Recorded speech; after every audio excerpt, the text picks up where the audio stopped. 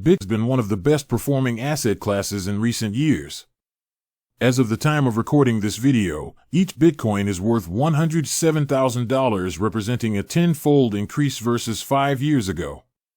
The coin's market capitalization sits at a little over $2 trillion. Publicly traded companies are increasingly opting to hold Bitcoin on their balance sheets. The largest example of this is MicroStrategy, which has been buying Bitcoin since 2020. MicroStrategy started off as a software company, but now their main focus is accumulating as much Bitcoin as possible. They even changed their name to Strategy B to better align with their new mission. They currently own 580,000 Bitcoins, representing approximately 3% of the outstanding supply. MicroStrategy's pivot to a Bitcoin company created massive hype from speculative investors, pushing its stock price far above its net asset value. The company is taking advantage of this to raise tens of billions of dollars from the public markets to acquire more Bitcoin.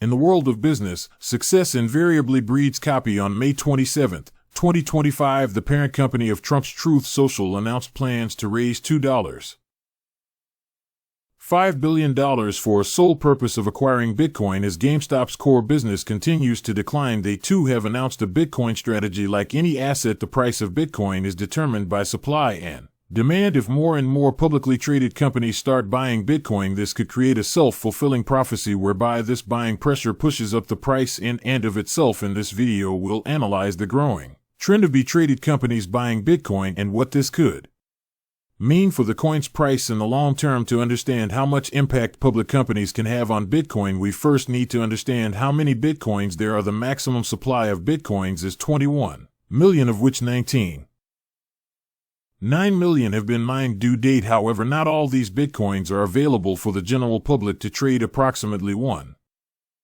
million Bitcoins are locked away in wallets believed to be controlled by the coin's anonymous founder Satoshi Nakamoto. Many Bitcoins were lost in the early days when they are not very valuable. For example, in 2013, a British man named James Towles accidentally threw away a hard drive containing the keys to 8,000 Bitcoins. This would be worth more than $800 million today.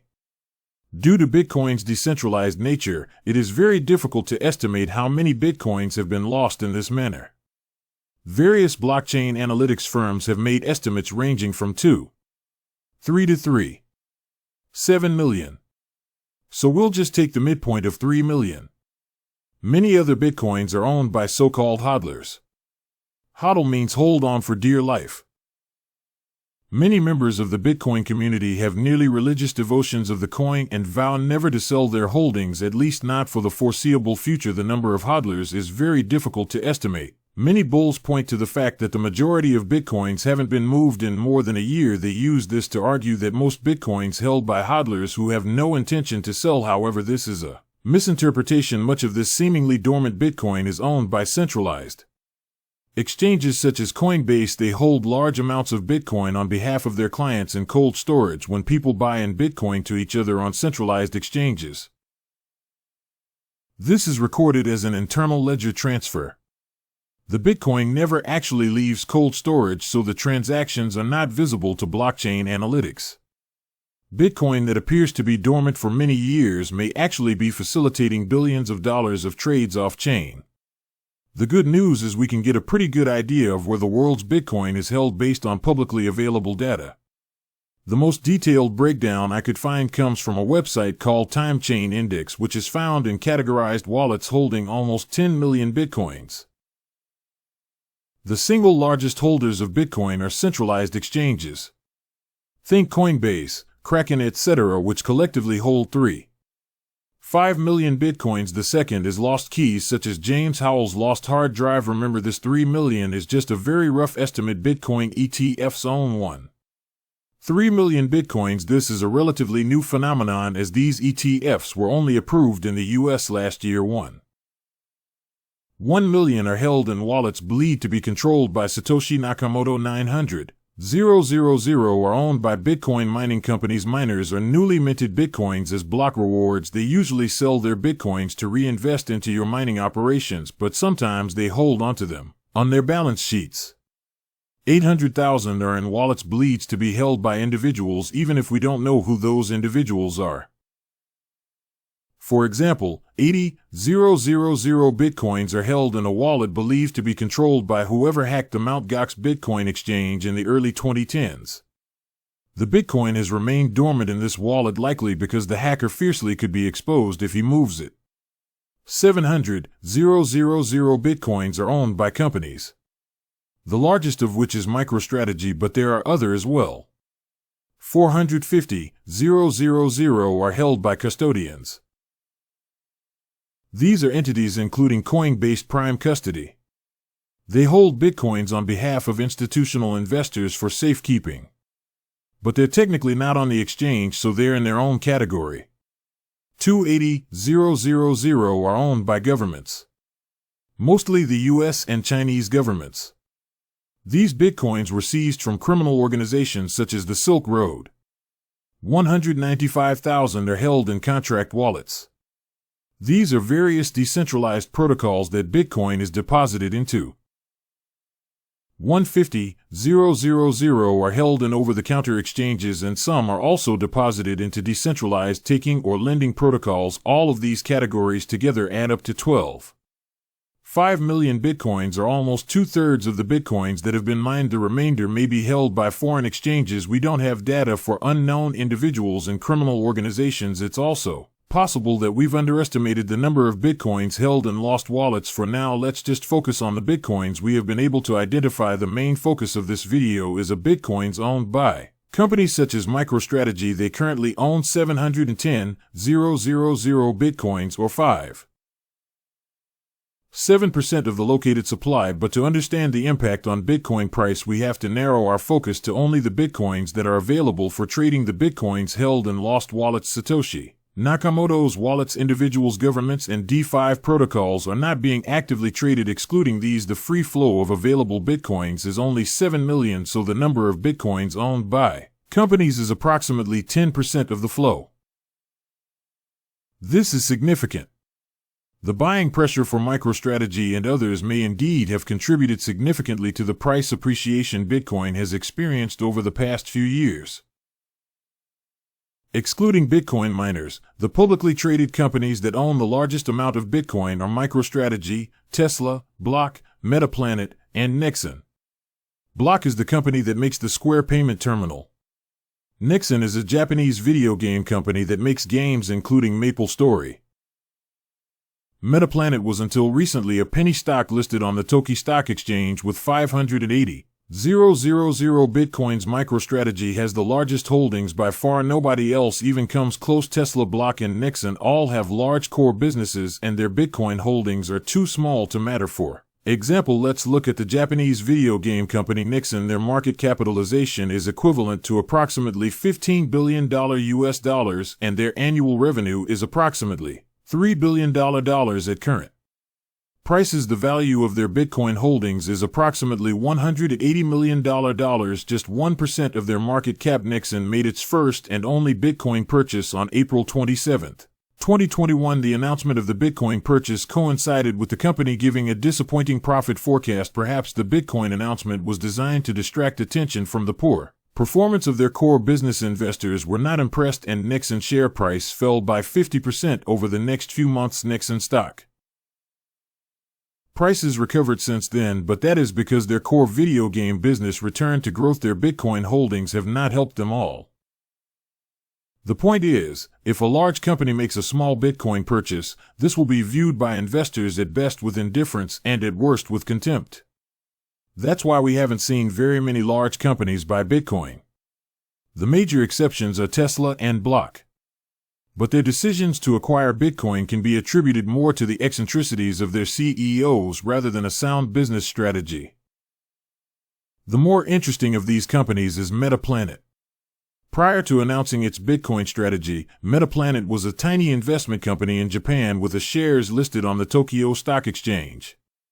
As far as I can tell, their only significant asset was a single hotel in Tokyo called the Royal Oak. In the third quarter of 2024, they generated revenue equivalent to about $600,000 US and reported a net loss of $1 million. Their share price was 100 yen, giving them a market capitalization of about 19 million yen. This is equivalent to about 130 million US dollars.